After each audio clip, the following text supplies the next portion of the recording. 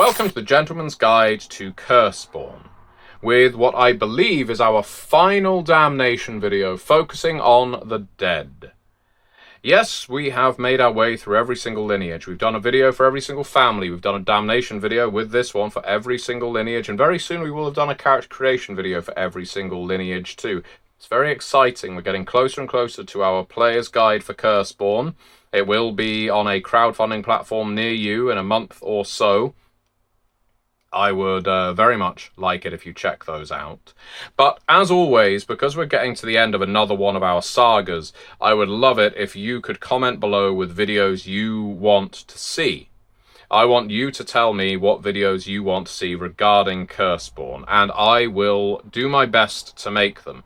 We're not doing a character creation video next week. That will be in about 2 weeks. But next week we will do a video that will be another adversary video. The Heartbreak adversary video went very well last week. Some nice comments on that one. So if there's a particular kind of adversary you want to see me talk about in a video, please do comment below. Let me know. And that video is what you will see next Monday with any luck. If you want to see a video that isn't related to Curseborne, you can request that as well. But please, before you do, purchase a copy of The World Below in hard copy via RPG or Backer Kit, and contact me with your order number via MatthewDawkins.com, and I will make the video of your request. You can either pick up a copy of The World Below in hard copy, or you can support me on Patreon to request said videos, but that's the best way to do it. Now, where were we? We were talking about Damnations, and the only lineage we haven't done a Damnation video for yet is the dead, which is why I'm wearing my black funeral tie. I no longer have a black funeral jacket. It seems most funerals I attend these days, people want you to wear brighter colours than black. But, you know, I like the contrast. I like the fact that black is formal and a little bit of colour in the seams, in the threads, to share a bit of life, because after all, our dead in Curseborne aren't all morbid, they're not all maudlin, they are not all grim reapers. Certainly one family is, but not all of them are. And the damnation of being dead is in many ways about once having been alive. The dead were the first lineage I wrote up for Curseborne. When the assignments were initially made, I was assigned the role of writing up the dead. Since that time, I have spent more or less time on various other lineages in the game, specifically the Primal, more than any other. But I've dabbled in each of them, and the dead have a very special place in my heart because it's where my Curseborne journey began. Coming up with these various families, the way they were structured, the way their damnation manifests, and so forth. So in many ways, I've saved the best till last, at least as far as I'm concerned. It's purely subjective. I like the dead. I like playing them a lot. I've enjoyed seeing them played a lot. And it seems players, when they play the dead, enjoy the amount of freedom you get from the incorporeal nature of the dead. Now, being incorporeal isn't part of their damnation, but we'll cover it in brief. Essentially, most dead go around inhabiting corpses. They possess them, they make them walk around, they make them speak for them. Because an unmoored or unanchored dead, an incorporeal one, will slowly lose their skills, their attributes, and that will ultimately destroy them. So it's best for the dead to have something that they can inhabit, possess, have them play host to said dead, allows them to recover any traits they've lost, and stay strong.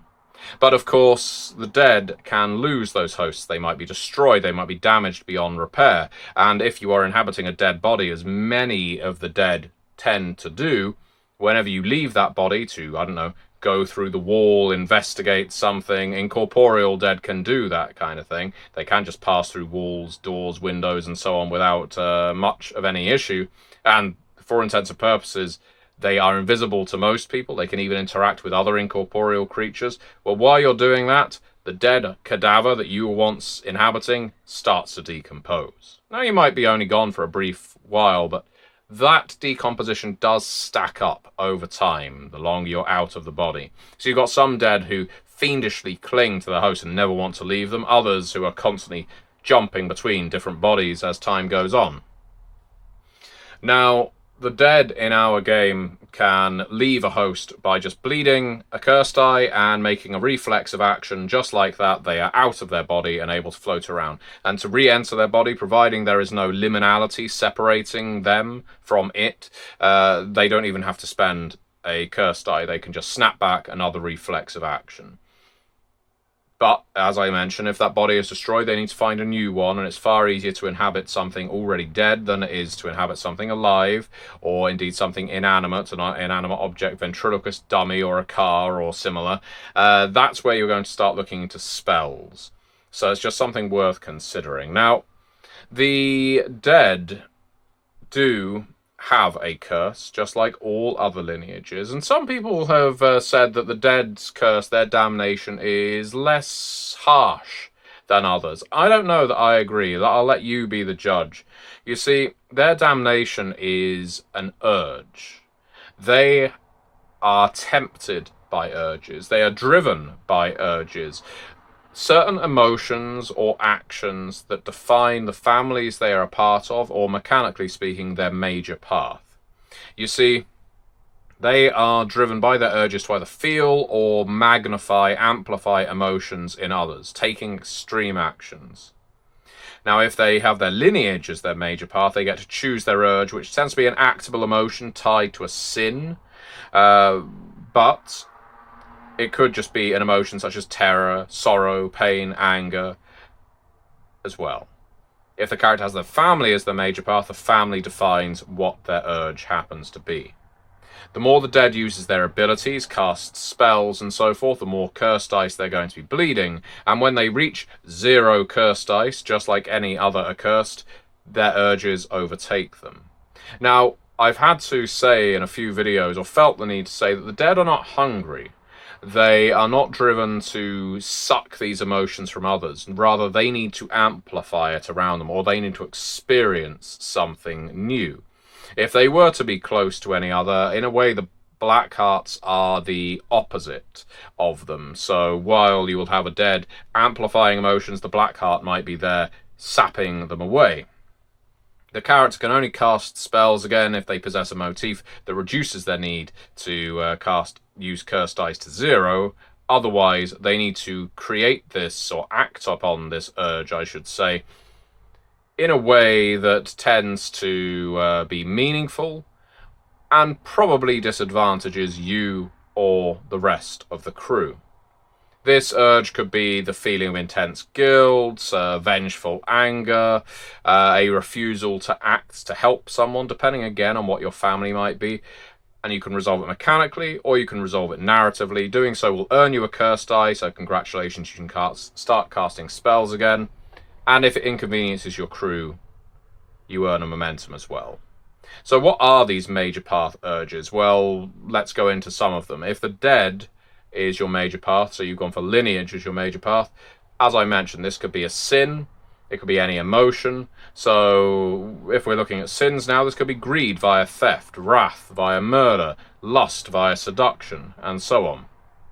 If you're one of the Furies, your emotion is rage, or pain, or violence against herself or others in the scene. The Mavens require thrills or joy, a chemical high, loss of control. Poltergeists, fear, chaos, anxiety, or panic.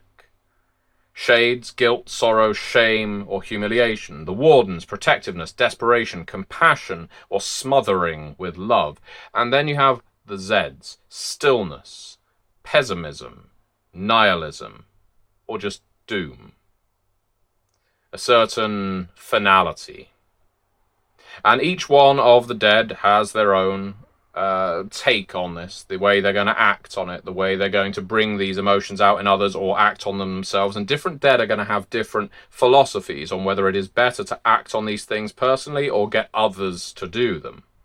And that will in part tie into the torment that you have as well, because every character chooses a torment, and while it isn't strictly tied to a damnation, certain torments are going to benefit certain characters depending on which of these major path urges they have.